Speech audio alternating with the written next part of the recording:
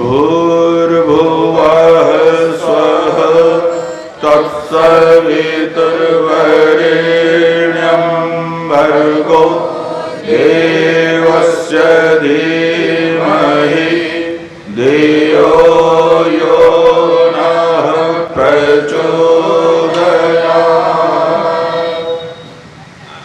ओम शांति शांति शांति।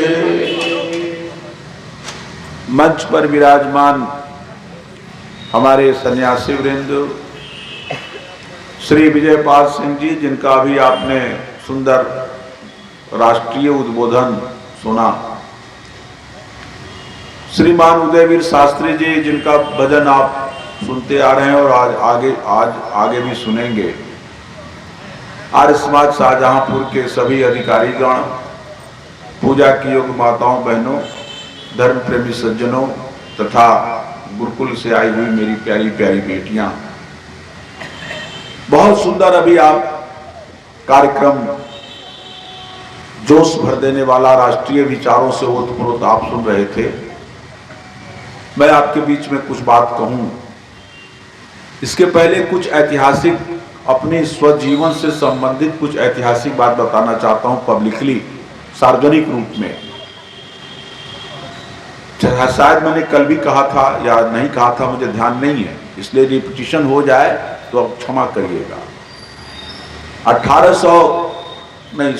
1969 ईस्वी में, ये अप्रैल का महीना रहा होगा या मई का या जून भी हो सकता है, जुलाई नहीं था, ये मुझे ध्यान नहीं है, लेकिन इन्हीं 3 महीनों में अप्रैल मई जून में किसी समय इसी आर्य समाज शाहजहांपुर का वार्षिक उत्सव हो रहा था।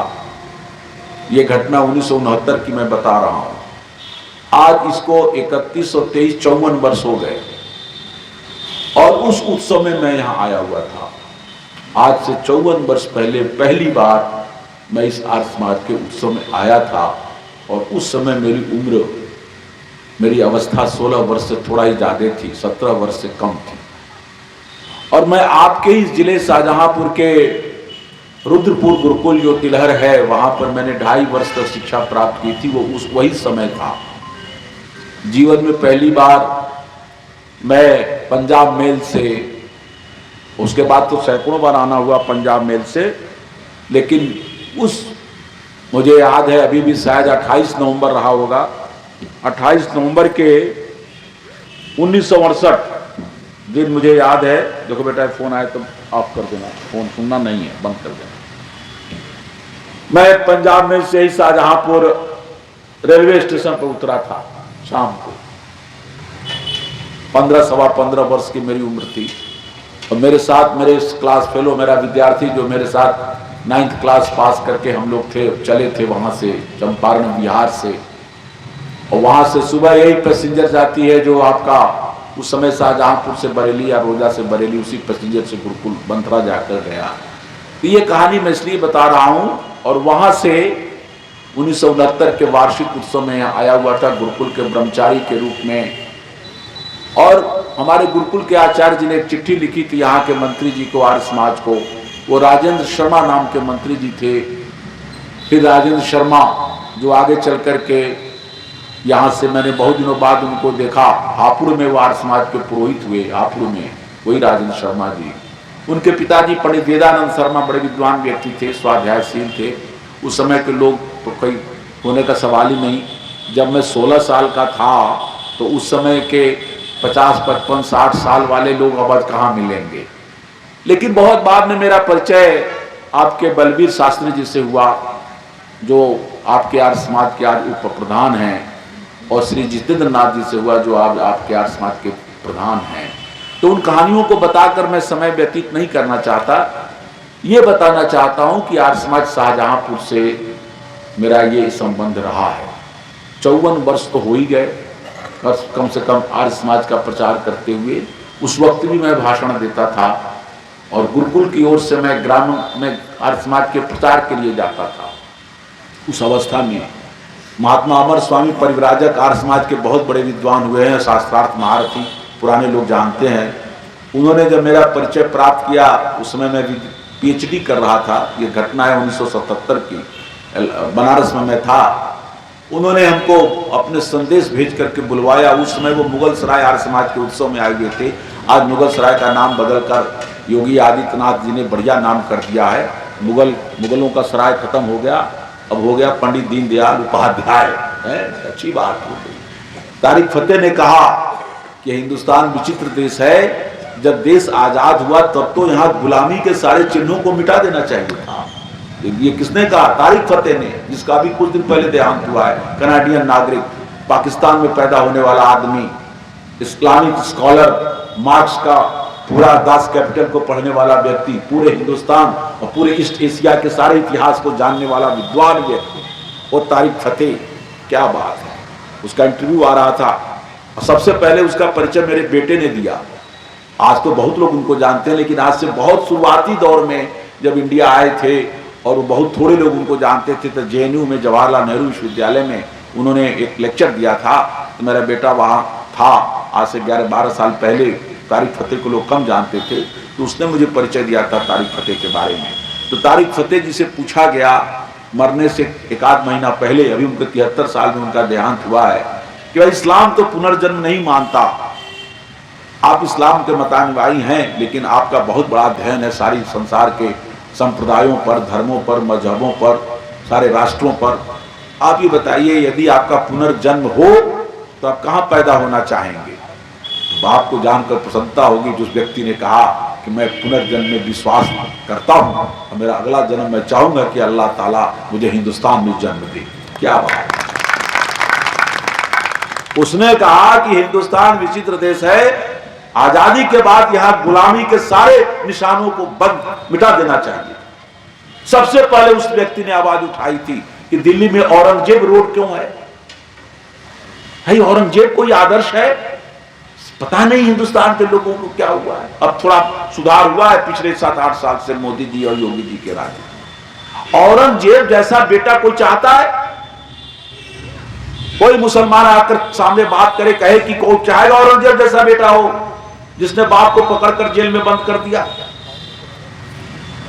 पानी, एक एक बूंद पानी के लिए जिसने तड़पाया, ऐसा बेटा कौन चाहेगा? बाप के ऐसा बेटा पैदा।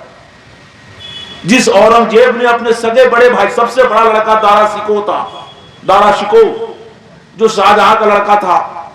और क्या बताएं हिंदुस्तान का दुर्भाग्य, यदि वो भारत का बादशाह बना होता तो इतिहास ही कुछ और होता। दारा शिकोह, उसने संस्कृत के पंडित बनारस से बुलाकर आगरा में रखे थे कि उसे संस्कृत पढ़ता था, फारसी का विद्वान था, सारे कुरान को पढ़ रखा था, और उसको शांति नहीं मिल रही थी। धार्मिक जो उसके अंदर विचार, प्रश्न पैदा हो रहे थे, उन प्रश्नों का जवाब इस्लाम के पास नहीं था। उसने ईसाइयत को पढ़ा, यहूदियों को पढ़ा, तौरात पढ़ा, इंजील पढ़ी। फिर उसको किसी ने कहा, करे भाई जिस देश में तुम्हारा पिता बादशाह सलामत है, उस देश के धर्म को तो पढ़ो। तो उसने काशी के पंडित को बुलाकर भारत के धर्म को पढ़ने के लिए उपनिषदों को पढ़ा। आज का जमाना होता तो भारत का धर्म क्या है पढ़ने के लिए, पाखंडी लोग कहते पुराणों को पढ़ो। पुराणों को पढ़ने से भारत का धर्म का पता नहीं चलेगा। उपनिषदों को पढ़ा उसने, और उसके बाद उसने लिखा कि अब मेरे आध्यात्मिक प्रश्नों का उत्तर मिल गया है। और आप जानकर प्रसन्न होंगे, उस व्यक्ति ने 52 उपनिषदों को, प्रामाणिक उपनिषदें 11 ही हैं, और कुल मिलाकर इस समय 250 से ज्यादा उपनिषदें भारत में हैं। यही के आचार्य विश्ववा जी जो बहुत बड़े वेदों के विद्वान थे आर्य समाज के, उन्होंने उपनिषद प्रकाश पुस्तक, स्वामी दर्शनानंद महाराज ने 10 उपनिषदों का भाष्य किया है।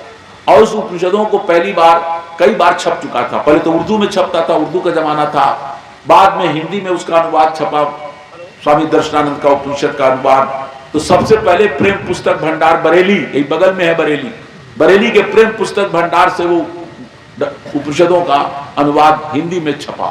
तो प्रेम पुस्तक भंडार के मालिक थे, मैं उनको जानता था, और यहां भी आए थे वो। 1969 में भी पुस्तक उनकी दुकानें लगी थी, छोटी सी नीचे जमीन बिठा करके पुस्तक बेच रहे थे। तो मैंने उनसे जो पुस्तकें खरीदी थी, मुझे अभी भी याद है, दम्भ दमन पुस्तक खरीदी थी, बिहारी लाल शास्त्री की किताब, छोटी सी थी, माधवाचार्य के प्रश्नों के उत्तर में, मुझे अभी भी वो बात याद है। तो उन्होंने उपनिषद प्रकाश छपवाई, तो उसमें उन्होंने आचार्य विश्ववा जी से कहा कि आप इसकी भूमिका लिख दो। वो विश्ववाद इतने बड़े दिग्गज पंडित, इतना लंबी भूमिका लिख दी और उसमें 250 उपनिषदों का वर्णन लिख दिया, और ये भी लिख दिया कि 250 उपनिषदें हैं लेकिन इसमें प्रमाणिक उपनिषदें 11 ही क्यों है, ये बात लिख दी ऋषिदयानंद के शिष्य थे आचार्य विश्ववा जी। तो उन उपनिषदों में से 52 उपनिषदों का फारसी में ट्रांसलेशन किया, किसने? दारा सिंह ने, और उसकी पुस्तक का नाम रखा सिर्रे अकबर। इसका अर्थ होता है महान रहस्य।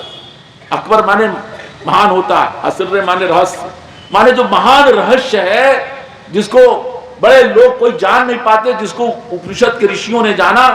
इतना बड़ा आदमी था दारा सिंह, लेकिन दुर्भाग्य देश का, उसको बादशाह बनना था, सबसे बड़ा लड़का था शाहजहां का, लेकिन धूर्त औरंगजेब ने, 4 भाई थे उसमें, अपने एक भाई मुराद को मिला लिया और दोनों को मिला के कहा हम लोग आजा आधा राजपाट बांट लेंगे।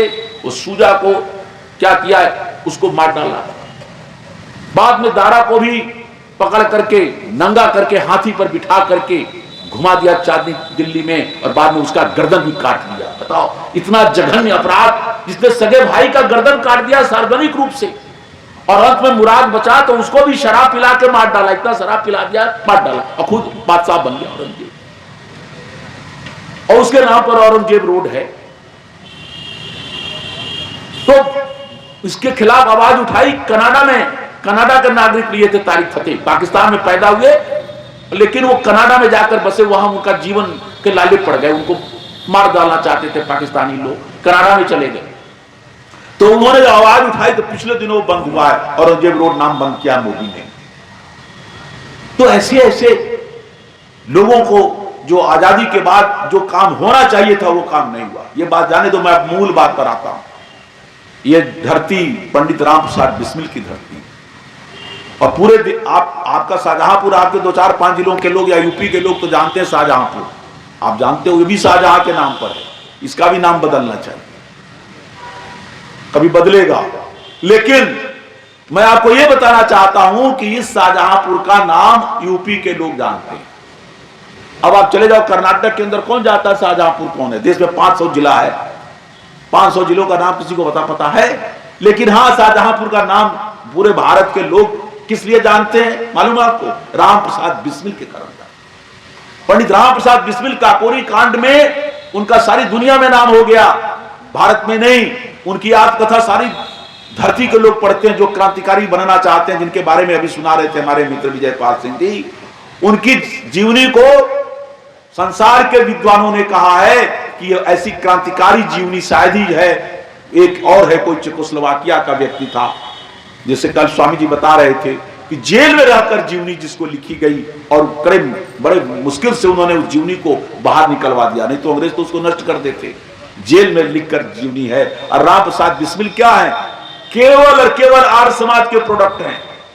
राम प्रसाद बिस्मिल का सारा जीवन जिस पर फख्र कर सकता है, तो कौन करेगा फख्र? आर्य समाज कर सकता है, क्योंकि उन्होंने, आर्य समाज ने उनको पैदा किया था। स्वामी सोमदेव के भाषण सुन करके सत्यार्थ प्रकाश की पढ़ने की प्रेरणा आई, गेंदालाल दीक्षित के संपर्क में आई, और उस प्रकार पूरा व्यायाम, आसन, प्राणायाम। मुझे अच्छी तरह याद है, जब मैं उस समय गुरुकुल में पढ़ता था तो ग्राम प्रचार के लिए एक गांव में गया था, बहुत दूर उधर कोई गांव में। लोगों ने कहा कि ये गांव में फरारी के दिनों में राम प्रसाद बिस्मिल छिपा रुका करते थे। तो उस गांव में भी पहुंचा, पता लगा कि एक वृद्ध व्यक्ति हैं, उनके घर में रुके थे। हम लोग उनके घर गए, उस वृद्ध व्यक्ति के घर पर।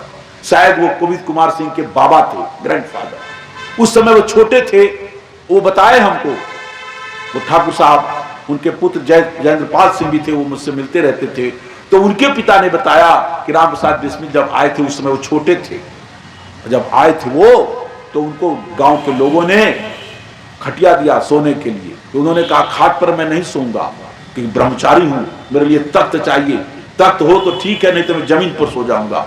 तो लोगों ने व्यवस्था की, रात में तख्त पर वो सोए, और सुबह उठ के व्यायाम, आसन, प्राणायाम किए, थोड़ा सा नाश्ता लिया, फिर चले गए, क्योंकि दिन में रहेंगे तो अंग्रेजों पुलिस उनके पीछे पड़ी हुई थी। उस समय की बात है, काकोरी कांड के पहले की बात। तो कहने का मतलब, एक घटना और बताकर फिर मैं आगे अपने व्याख्यान को शुरू करूं।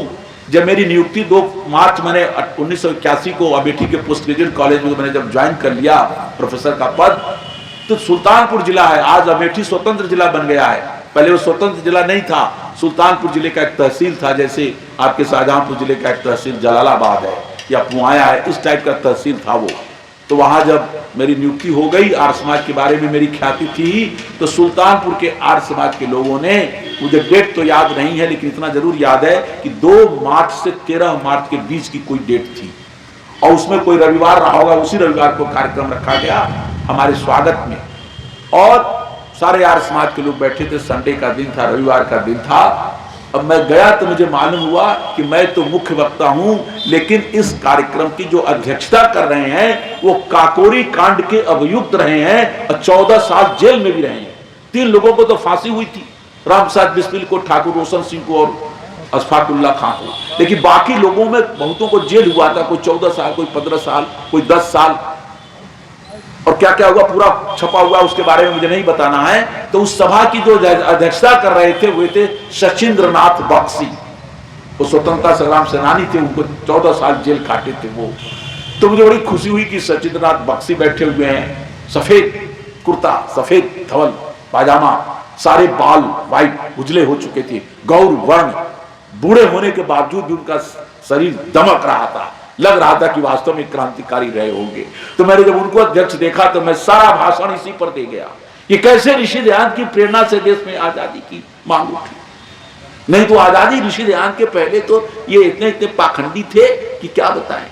विक्टोरिया को जब राज्याभिषेक हो गया वहां पर लंदन में, रानी विक्टोरिया ने जब भारत का शासन सूत्र अपने हाथ में ले लिया ईस्ट इंडिया कंपनी से, ईस्ट इंडिया कंपनी भी उन्हीं की थी, लेकिन 1857 की क्रांति में जब यहाँ क्रांति हो गई, विद्रोह हो गया, तो रानी विक्टोरिया ने सोचा कि ईस्ट इंडिया कंपनी के प्रति दुर्भावना पैदा हो गई है, इसलिए इनके हाथ से शासन का सूत्र अपने हाथ में ले लिया। लेकिन वो कोई मतलब नहीं, जैसे नागनाथ वैसे सांपनाथ है, कोई नागनाथ कहे कोई सांपनाथ। हमारे यूपी में, ईस्टर्न यूपी में कहते हैं जैसे छेदी लाल वैसे सुराखी लाल तो कोई फर्क नहीं पड़ा ईस्ट इंडिया कंपनी और विक्टोरिया को, लेकिन जनता को आंखों में धूल झोंकना था। उस समय शासन को अपने हाथ में लेने के बाद विक्टोरिया ने एक राजाज्ञा प्रसारित की, सारी भाषाओं में प्रसारित किया गया, भारत में 14 भाषाओं में गली गली में प्रचार किया अंग्रेजों ने कि रानी विक्टोरिया ने ले लिया है और रानी रानी है। और रानी ने उसमें वचन दिया था कि भारत के लोगों को मैं वचन देता हूं कि भारत की सारी प्रजाएं मेरे पुत्र के समान, जैसे माता अंग्रेजी में लिखा था, उसका अनुवाद किया गया भारत के 14 भाषाओं में, सब कलेक्टर ने प्रचार किया पूरे भारतवर्ष में। उसमें लिखा था कि सारी भारत की प्रजा मेरी संतान है, मैं उनकी माता हूं, जैसे माता और पिता अपने पुत्र और पुत्रियों का ख्याल रखते हैं ऐसे मैं ख्याल रखूंगी। अब भारत के लोग खुश हो गए और सबसे ज्यादा पंडित खुश हुए। पंडितों की बुराई में नहीं करता हूं, सबसे बड़े पंडित तो स्वाध्यायानंद सरस्वती। कई लोग भ्रम पाल लेते हैं कि आर्य समाज ब्राह्मणों का विरोध करता है। अरे आर्य समाज ब्राह्मणों का विरोध करता तो सबसे बड़े ब्राह्मण तो ऋषि दयानंद है, साम वेदीय औदिच्य कुल में पैदा हुए थे। लाल जी कृष्ण जी तिवारी उनके पिता का नाम था, और तिवारी उसको कहते हैं जो साम वेद पढ़ता है।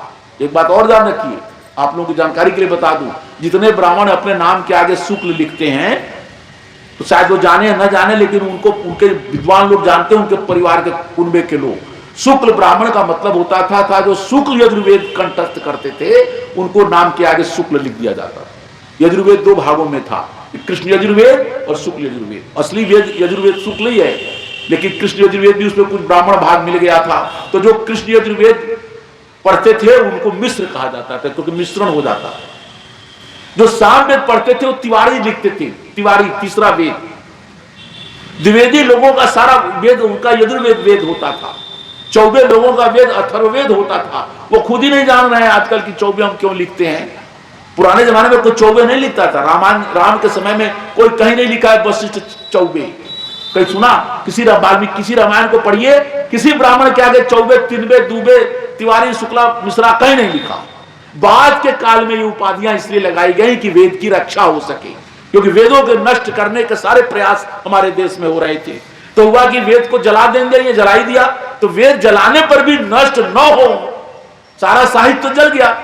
1131 शाखाएं थी वेदों की, कहां मिलती हैं? धारणा जी से पूछो, विदुषी बैठी हुई हैं, 9-10 शाखाएं मिलती हैं, बाकी शाखाएं जला दी लोगों ने। हजारों साहित्य जला दिया गया, वैदिक साहित्य। 6 महीना तक बख्तियार, आज जो बख्तियारपुर एक शहर है, बताओ, उसका नाम तो पहले बदलना चाहिए, लेकिन बदले कैसे? वहां सरकार न योगी की है न मोदी की, वहां तो नीतीश लालू कूद रहे हैं। वो बख्तियार खिलजी था, वो 6 महीना तक जला दिया हिंदुस्तान की लाइब्रेरी को। इतनी बड़ी लाइब्रेरी थी नालंदा विश्वविद्यालय कि 6 महीना तक वो जलता रह गया। इतनी पुस्तकें जो सारे उस समय सारा बख्तियारपुर का इलाका बौद्ध हो चुका था। भगवान बुद्ध के जमाने से सारा बौद्ध हो गया था। उसने बौद्धों को मार काट के खत्म कर दिया। अधिकांश 5-10% बौद्धों को काट के मार दिया जो धर्म नहीं, इस्लाम परिवर्तन नहीं किए। अब बाकी बौद्धों को मुसलमान बना लिया बख्तियार खिलजी ने। उसके नाम पर बख्तियारपुर स्टेशन है। पंजाब मेल वहां भी रुकती है, यही पंजाब मेल जो 6 डाउन जाती है। यहां से कोई तेजस्वी व्यक्ति हो तो बदल दे उसका नाम, उस व्यक्ति का नाम। तो ऐसे वेदों की जब सुरक्षा का प्रश्न हुआ कि क्या करेंगे, ये पुस्तक ही जला देंगे, हस्तलिखित पुस्तकें हैं सब, प्रेस तो थी नहीं उस जमाने में। तब पंडितों ने विचार करके, ब्राह्मणों ने विचार किया, उन्होंने चाहे लाख गलतियां की हो, लेकिन ये विचार किया कि ये वेद पता नहीं कब से चले आ रहे हैं, इसकी सुरक्षा हमें करनी है। तब उन्होंने अपने डिवीजन किया कि देखो भाई, तुम द्विवेदी लिखोगे, तुम दूसरा वेद यजुर्वेद कंठ करो, तुम ऋग्वेद कंठ करो, तुम वो कंठ करो, कंठस्थ करो, पूरा याद कर लो। मैक्स मुलर ने लिखा है, बहुत बड़ा विद्वान था मैक्स मुलर, आपने नाम सुना होगा। उसने कहा है कि वेद का कौन सा मंत्र किस रूप में लिखा जाए, कैसे उसके एक अक्षर में भी कोई भेद न हो, ह्रस्व इकार और दीर्घ इकार में की भी गलती न हो, कोई चंद्रबिंदु की भी गलती न होने पाए। इसके लिए सबसे बड़ा उपाय यही है कि जिन ब्राह्मणों ने वेद को कंठस्थ किया है उनके मुख से सुनो कि कैसे वेद को बोल रहे हैं, वो वही प्रमाण है। यदि हस्तलिखित ग्रंथ में लिखा हुआ है तो वो प्रमाण नहीं है। हस्तलिखित ग्रंथ में गलती हो सकती है, लिखने वाले जो हैं बहुत गलती कर देते हैं। अब तो बहुत पढ़े लिखे लोग गलती करते हैं, उनको मालूम ही नहीं है। एक तो शब्द का मैं जाता हूं तो एक शब्द को मैं 99% गलत देखता हूं, और हर जगह लिखा है शब्द, सरकारी शब्द है क्या, अधिशासी अभियंता, अधिशासी अभियंता। और पता नहीं कि अधिशासी में पहले कौन सा तालब रहेगा कि दंत रहेगा कि मूर्धन्य रहेगा, लिखे चले जा रहे। तो हिंदी पर तो किसी का ध्यान है नहीं, ना संस्कृत पर। अंग्रेजी गलती नहीं होगी किसी की, लेकिन हिंदी क्या मजाल की एक पेज लिख दे गलती ना हो। IAS लोग भी हिंदी एक पेज लिख दे गलती 5 तो निकल जाएगी। ये हिंदी की स्थिति है। प्रोफेसर लोगों को भी, कई तो हिंदी के प्रोफेसर डिग्री का हमसे पूछते हैं कि शास्त्री जी इसकी स्पेलिंग क्या होगी, इसमें ह्रस्व इकार लगाए कि दीर्घ इकार लगाए। ये हालत है ये हिंदी वालों का। तो ये स्थिति थी। इसलिए बचाने के लिए, वेदों की रक्षा करने के लिए कि जो याद करेगा वही प्रमाण होगा, तो वेदों की रक्षा की, वेदों की बचाया गया। लेकिन बचाते बचाते बचाते, कितना भी बचाने के बावजूद भी जो पौराणिक पंडित थे, वेदों को कंठस्थ तो किया, सबने नहीं किया, थोड़े से पंडितों ने किया। लेकिन वेदों में क्या लिखा है नहीं जानते, केवल कंठ कर लिया है। एक मंत्र आता है ना, उतत्व पश्य ददर्श वाचम उतत्व शृण्वन न शृणोति नाम उतो तस्मै तन्वम विशस्रे जाए वो पत्य उशति सुवासा।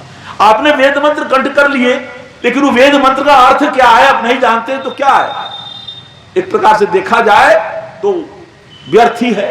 एक लाभ जरूर हुआ कि वेद बचे रह गए, ये लाभ तो हुआ कि कंठस्थ करिए, हजारों वर्षों तक कंठ करते चले आए। बाप ने बेटे को, बेटे ने अपने बेटे को, उसने अपने बेटे को, गुरु ने अपने शिष्य को, शिष्य ने अपने शिष्य को, ऐसे करते करते बीच के पूरे कार्यकाल में जब शकों का, हुणों का, सिथियनों का, मंगोलों का, खरसरों का, डचों का, फ्रेंचों का, इतने लोग, तमाम लोग आक्रमण करते रहे देश में।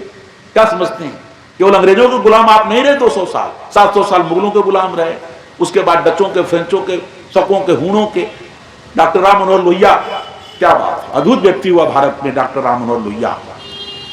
उनको इस रूप में मत सोचिएगा कि समाजवाद के जनक थे या समाजवाद के विद्वान थे, ये तो थे ही, वो भारत के बड़े गंभीर अध्येता थे, भारत के इतिहास के। डॉक्टर राम मनोहर लोहिया ने लिखा है कि दुनिया में भारत जैसा प्राचीन कोई देश नहीं है, इतनी उन्नत सभ्यता और संस्कृति किसी देश की नहीं रही है। लेकिन एक बात और लिखते हैं लोहिया जी, लेकिन दुनिया में कोई भी देश इतने लंबे समय तक गुलाम नहीं रहा, ये लिखा है। और इस गुलामी की क्यों गुलाम हुआ देश, इस गुलामी को कैसे दूर किया जा सकता है या किया लोगों ने, या आगे भी सर्वत्र संपूर्ण गुलामी को दूर करके संपूर्ण स्वाधीन भारत जैसा होना चाहिए आर्यावर्त। इसको, इसकी जांच पड़ताल मैं अपने अनुभव से कहता हूं और सभी विद्वानों का भी मेरे पास प्रमाण है कि एक व्यक्ति केवल 200 वर्षों के इतिहास में 1825 में ऋषि दयानंद पैदा हुए थे, 12 फरवरी 1825 को। ये 24 जो चल गया है गलत चल गया है, लोग जानते नहीं है। ये 1824 नहीं है, क्या 1825 है, क्योंकि उन्होंने, स्वामी दयानंद ने लिखा था कि मेरा जन्म 1881 विक्रम संवत में हुआ, और 1881 विक्रम संवत, कोई भी विक्रम संवत 10 महीना एक ईस्वी में रहता है और 2 महीना दूसरे ईस्वी में रहता है। जैसे इस समय 2080 चल रहा है, तो 2080 विक्रम संवत ये कब से चल रहा है? चैत्र शुक्ल प्रतिपदा से चल रहा है। और चैत्र शुक्ल प्रतिपदा कब आया है? अप्रैल में आया है, या मार्च के लास्ट में, जब शायद अप्रैल में आया, 6-7 अप्रैल को, 7 अप्रैल को आया है। तो यही समय 7 अप्रैल को 2080 हुआ। ईस्वी कौन चल रही है? बोलिए, 2023। अब 5 अप्रैल को, 25 मार्च को, 15 फरवरी को, 12 फरवरी को, 1 जनवरी को कौन सी ईस्वी थी? 2023। और ये संवत कौन सा था? 2079। दिसंबर में कौन सा संवत था? 2079। तो ये चेंज हो जाता है। एक विक्रम संवत 10 महीना रहेगा एक ईस्वी में और 2 महीना रहेगा दूसरे ईस्वी में। इसलिए 1881 विक्रमी जो है 10 महीना 1824 में रहेगा ईस्वी में, और 2 महीना रहेगा 1825 में। तो फरवरी जनवरी किस महीने में रहेगी? 25 में।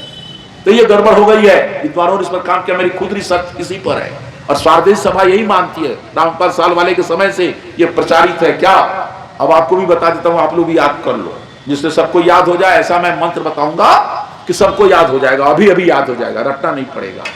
आप बताइए, श्री कृष्ण जी महाराज का जन्म कब हुआ था? बोलिए, भाद्रपद महीने के कृष्ण पक्ष की अष्टमी को। इसलिए सारी दुनिया क्या मनाती है?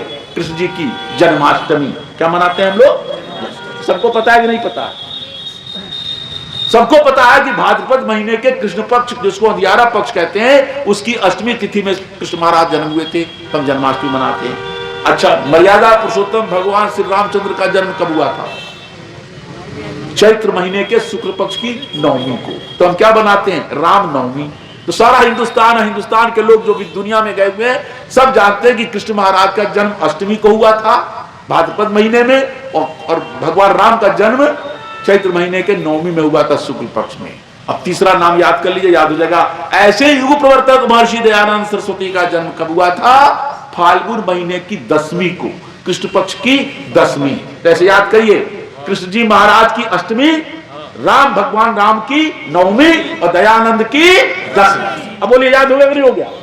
याद हो गया कि नहीं हो गया? अष्टमी, नवमी और जो साहित्य का पढ़ा लिखा व्यक्ति है वो और मजा ले। क्या? दयानंद 10वीं। कौन अलंकार है? अनुप्रास। अनुप्रास भी है। दयानंद का 10वीं का, बोलो मंत्र मैंने मार दिया कि नहीं मार दिया? मंत्र ये याद कर लो। तो दयानंद की 10वीं हो गई।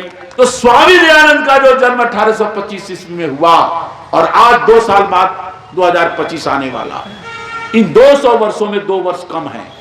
198 वर्षों के लंबे इतिहास में केवल एक और एक महापुरुष हुए जिनका नाम ऋषि दयानंद सरस्वती हैं, जिन्होंने इस पर विचार किया कि भारतवर्ष लंबे समय तक गुलाम क्यों रहा। और किसी ने विचार किया, उनका विचार किसी का 10%, किसी का 20%, किसी का 25%, किसी का 50% विचार है, ज्यादा विचार नहीं कर पाए। असली विचार किसने किया? ऋषि लोहिया ने लिखा है।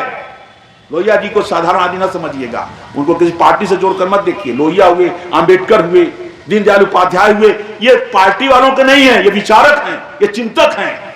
इन तीनों के विचारों में 90% समानता है। कहने को दीनदयाल उपाध्याय को लोग कहेंगे बीजेपी के हैं, कहने को लोग कह देंगे कि लोहिया जी समाजवादी हैं और अंबेडकर जी बसपा वाले। कुछ नहीं, ये तो इनको बात के चोचले इन लोगों ने बना रखा। ये बहुत बड़े विचारक थे तीनों। लोहिया जी ने लिखा है, हिंदुस्तान की गुलामी का सबसे बड़ा कारण हिंदुओं का जातिवाद है। बोलो क्या बात। और ये बात तो किसने कही है? सबसे पहले ऋषि दयानंद ने कही है। क्या बात। इसको मामूली बात समझते हैं। आज हिंदुस्तान के हिंदुओं का ये मानस बन गया है, यह आर्य समाज कह सकता है और कोई कह नहीं कहेगा, कि जो जिस जाति में पैदा हुआ है उसकी बड़ाई करेगा, दूसरी जाति वाले के क्या करेगा? निंदा करेगा। दूसरी जाति के तमाम दोष दिखाएगा, अपनी जाति के प्रशंसा के गीत गाएगा। लेकिन एक अकेला ऋषि दयानंद हुआ, क्या बात है। ब्राह्मण कुल में पैदा होने के बावजूद भी ब्राह्मणों ने पिछले 3000 वर्षों में जितने पाप किए हैं उन सारे पापों का खुलासा कर दिया है सत्यार्थ प्रकाश में कि तुम पोप हो, तुमने ये पाखंड रचे हो, धर्म के मार्ग पर कितने पाखंड रचे हैं। आए आए इन बेटियां बैठी हुई हैं। 1815 और 1818 मैं रिकॉर्ड बता रहा हूं, भारत सरकार का रिकॉर्ड, जिसमें से 100 में 5 ही रिकॉर्ड सही होते थे, बाकी छिपा दिए जाते थे। 95% झूठ बोलते थे, 5% सही रिकॉर्ड मिलता है। 1815 और 1818 के बीच में 3000 लड़कियों को जीवित चिता में जला दिया गया था। कहां? अकेले बंगाल में। रिकॉर्ड है स्वामी दयानंद के पहले का। पति मर जाए तो बंगाली कायस्थों को, बंगाली ठाकुरों को, बंगाली ब्राह्मणों को, जो पैदा होने वाले या और जातियों को भी कहते थे जीवित चिता में जला दो, इसको क्या कर दो? सती कर दो। क्या कर दो? अब दुनिया से पूछो सती प्रथा में सती का क्या अर्थ है? यही पंडितों ने पढ़ा रखा था कि जो पति के मरने के बाद जीवित चिता में जल जाए वो क्या हो जाती है? सती। यही सती है, ये सती का लक्षण है। कहीं कहीं वेद शास्त्र में लिखा है सती का लक्षण, ये किसी डिक्शनरी में, लेकिन कर देते थे। अच्छा मान लो चलो सती कर देते थे, कोई पत्नी के मरने पर पति भी सता हो जाता, तब तो मान लेते वो सती हो रही है तुम सता हो जाओ। तो नहीं, ये सता नहीं होंगे। सता शब्द सही नहीं है, लेकिन मैं बता रहा हूं कि तुम भी हो जाते सता, लेकिन ये तो कब्र में पांव लटकाए रहते थे फिर भी ब्याह कर लेते थे। एक बार हमारी माता जी कहानी बताती थी, बुढ़वा आदमी, हमारे बचपन में मेरी माता जी बताती थी, बारात लेके गया बूढ़ा आदमी, सारे बाल सफेद और कुबड़ा ऐसे करके चलता था, सीधा तन के भी नहीं चलता था। गांव में कुछ लोगों ने कहा अरे बुढ़वा आया है, 13 साल की लड़की शादी, 13 साल की लड़की थी, इसे ब्याह करने आया है। तो कुछ लोगों ने विरोध किया। विरोध करने वाले आर्य समाजी थे और उस गांव में केवल एक या 2 आर्य समाजी था, बाकी सब अरे उसमें क्या होता है, लड़के ने, लड़की के बाप ने शादी तय कर दी, आया हुआ है, खाता पीता घर का संपन्न है, जाएगी लड़की, सुखी रहेगी। ऐसे पागल लोग व्याख्या करते। तो फिर भी हमारे 2 आर्य समाजी पहुंच गए, कह रहे नहीं होगी, लगे 2 ही व्यक्ति विरोध करने। तो लड़का सोचा, जो लड़का क्या हो, तो बुढ़वा था, कह रही तो विघ्न पैदा कर देगा। तो उसने कहा, मेरी माता जी बताती थी सही घटना कि बताओ, बुढ़वा ने कहा कि मैं जवान हूं भाई। तो कहा कैसे जवान हो, आपके बाल तो पक गए। तो बाल तो कच्चे होते हैं, बाल तो बच्चों के भी पक जाते हैं, होता है ना बाल। तो कहा आप ये कुबड़े तक क्यों चलते हो, आप बूढ़े जवान हो तो? कहा ये तो जामुन के पेड़ पर चढ़े थे, गिर गए, इसलिए कुबड़ा हो गया है, हम वैसे जवान हैं। तो कहा जवानी का सबूत क्या है? कुबड़ा होगा, जामुन के पेड़ से गिर गए, अब बाल पक गए, बाल का कोई भरोसा नहीं है, तो तुम जवान हो, इसका सबूत क्या है? हमारे आर्यवाद के राम एकपाल ठाकुर बेचारे आर्य समाजी थे, लोहार, उन्होंने प्रश्न किया। तो सुनिए कैसे उत्तर दिया। उसने कहा जवान का सबसे बड़ा प्रमाण है कि मेरा दांत देख लो, कसैली लिया, और कसैली कहते हैं सुपारी को, सुपारी लिया मैं दांत से तोड़ दूंगा, इसीलिए मैं जवान हूं। तो गांव के लोगों ने हमारे उस एक आर्य समाजी की बात चलने नहीं दी, जबरदस्ती उसकी शादी कर दी। शादी हो गई और बूढ़ा मर गया 2 साल बाद। जीवन भर वो वैधव्य का दुख काटती रही। ये पापियों के पाखंड। अरे मंत्र पढ़ते थे। अब राजा राम मोहन राय ने लिखा है, आप लोगों ने तो पढ़ा होगा, इतना तो पढ़ा ही होगा कि राजा राम मोहन राय जिन्होंने 1828 ईस्वी में ब्राह्मण समाज की स्थापना की, उनके सगे भाई हरिमोहन राय की पत्नी विधवा हो गई और पंडितों ने उनके भाई के साथ उनके भाभी को बांध दिया चिता पर। चारों ओर पंडित खड़े हो गए, मंत्र पढ़ने लगे, आग लगाई गई। और जानते हो खड़े कैसे होते थे? बांस, यहां तो बांस होता नहीं, बहुत रद्दी सद्दी छोटे छोटे बांस, क्या मसूई होती है, हमारे बंगाल बिहार में बड़े बड़े बांस होते हैं, लंबे लंबे बांस, इतने मोटे मोटे। तो बांस को काट करके वो खपाची बना लेते थे और वो चारों ओर से पंडित, 8-10 पंडित जो थे ब्राह्मण ही, वो खपाची लेकर खड़े रहते थे। और जब आग लगाई जाती थी और उसको भांग खिला देते थे, उस लड़की को जो विधवा होती थी उसको भांग खिलाते, जबरदस्ती भांग मुंह में डाल देते और भांग के नशे में उसको पति के साथ लिटा देते थे, बांध भी देते थे और फिर आग लगाते थे। सोचो कितना बड़ा धर्म के नाम पर पाप होता था। और जब आग लगती थी तो भाई वो नशा खत्म होता था, कूदती थी, चिल्लाती थी, भागती थी, तो बांस के खपोंचे से मार मार के उसको गिरने न दे, लाश से खपोंचे से मार मार के जबरदस्ती जलाते थे। इतना बड़ा विभत्स कांड राजा राम मोहन राय ने जब देखा क्रांति कर दी। गजब बात, सती प्रथा के खिलाफ आवाज उठाई। एक एक व्यक्ति कई कई विवाह कर लेता था। बच्चों के विवाह होते थे, बाल विवाह था, बहु विवाह था, वृद्ध विवाह था, मेल विवाह था, सती प्रथा थी। लड़कियों को पढ़ने का अधिकार नहीं था। क्या बात करेंगे लोग आज बात। 1886 में, पिछले हजारों वर्षों में लड़कियों का एक भी स्कूल नहीं था भारत में। सबसे पहला लड़कियों का स्कूल 1886 में जालंधर में खोला गया। किसने खोला? स्वामी श्रद्धानंद, महात्मा मुंशीराज और उनके साले लाला देवराय। ये दोनों मोहल्ले मोहल्ले में घूमे कि अपनी लड़की दे दो, अपनी बेटी दे दो, उसमें पढ़ाएंगे। लोग तैयार नहीं थे, बड़े मुश्किल से 10 लोग तैयार हुए। और उसमें भी बाद में अपने परिवार लोगों की या जाति बिरादरी की डर से मारे अंत में कहे कि भेजेंगे, लेकिन भेजे ही नहीं। 6-7 लोगों से स्कूल शुरू हुआ। उस 6-7 में भी 2 बच्चे इनके थे, 2 लड़कियां, स्वामी श्रद्धानंद की और वो मुंशीराम, महात्मा मुंशीराम की, लाला देवराज। लड़कियों को पढ़ाना पाप मानते थे। तो जब पढ़ाना ही पाप है तो वेद पढ़ने की क्या बात है। मेरे अपने जीवन की घटना 1981 या 82 में, मैं एक जगह है डाला सीमेंट फैक्ट्री है चुर्क, वहां यूपी में मिर्जापुर जिले में। अब उसका अलग जिला, छोटा जिला, पहले बड़ा जिला था, अब उसका एक और जिला बन गया रॉबर्ट्सगंज, जो सोनभद्र नाम हो गया, पता नहीं क्या हो गया है। उस जिले में गया भाषण देने मैंने आर्य समाज के उत्सव में। तो सीमेंट फैक्ट्री का जो सीएम था, उसका मैनेजर, जीएम, जनरल मैनेजर, सबसे बड़ा अधिकारी, आईएएस ऑफिसर, वो बेचारा आया और उनके साथ उनकी माता जी भी आई, सफेद कपड़ों में, विधवा थी, 80 वर्ष की अवस्था रही होगी। वो जब जीएम साहब, जब मैंने कहा सुबह का हवन मैं करा रहा था, आइए जीएम साहब आहुति दीजिए। जीएम साहब आगे बढ़े, उन्होंने आहुतियां दी। मैंने कहा माता जी आप भी आइए, आहुति दीजिए। तो कहा कि मैं आहुति नहीं दूंगी। मैं क्यों? तो हमारे पंडित जी ने कह रखा है कि जिस जहां पर गायत्री मंत्र पढ़ा जाए वहां कान में उंगली डाल देना चाहिए। अब मैं देखता था जब गायत्री मंत्र पढ़ के आहुति देता था तो दोनों कान में ऐसी करती थी, तो मैं समझता नहीं था, मैं ध्यान नहीं दिया। तो आप गायत्री मंत्र से आहुति दे रहे हैं, हम विधवा हैं, हमारा धर्म है कि हम गायत्री मंत्र न बोले, न सुने, न आहुति दें। आहुति देने तक प्रतिबंध। आपको पता है भाजपा की नेत्री थी राजमाता विजया राजे सिंधिया, अयोध्या में गई, हम हवन हो रहा था, पौराणिकों का हवन, पंडितों ने बैठने नहीं दिया। राजमाता विजया राजे सिंधिया का, जो भाजपा के उपाध्यक्ष थे। ये बहुत बड़ी क्रांति ऋषि दयानंद ने की है। भाजपा वालों को बुद्धि भी सही किया। अब तो कोई नहीं रोकता। अब कोई रोकता है? कोई महिला विधवा हो चाहे सधवा हो, चाहे कोई भी हवन करे, कोई रोक है? अब आज की तारीख में कोई रोक नहीं, सब मंत्र पढ़ रहे हैं।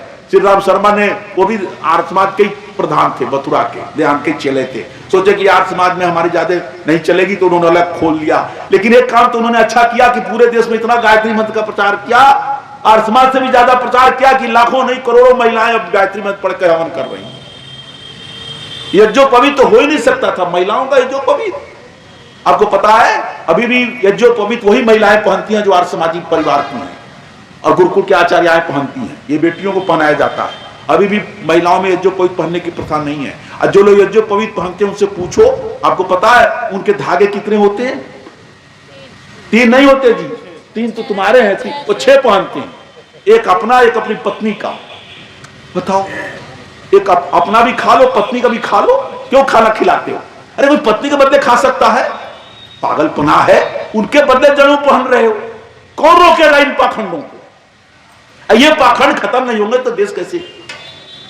जब सोमनाथ के मंदिर पर आक्रमण किया मुस्लिम ने, बादशाह ने, गजनी ने, तो वहां के पोपों ने कह दिया, पुजारियों ने, कि अरे इनसे लड़ने की क्या जरूरत है, शंकर जी हैं, ये तो शंकर जी से निकलेंगे इनके गण लोग। कौन? हाड़ा, बिड़नी, सांप, बिच्छू हैं। हमारी माता जी बताती थी कि शंकर जी बारात लेके गए शादी करने पार्वती जी से।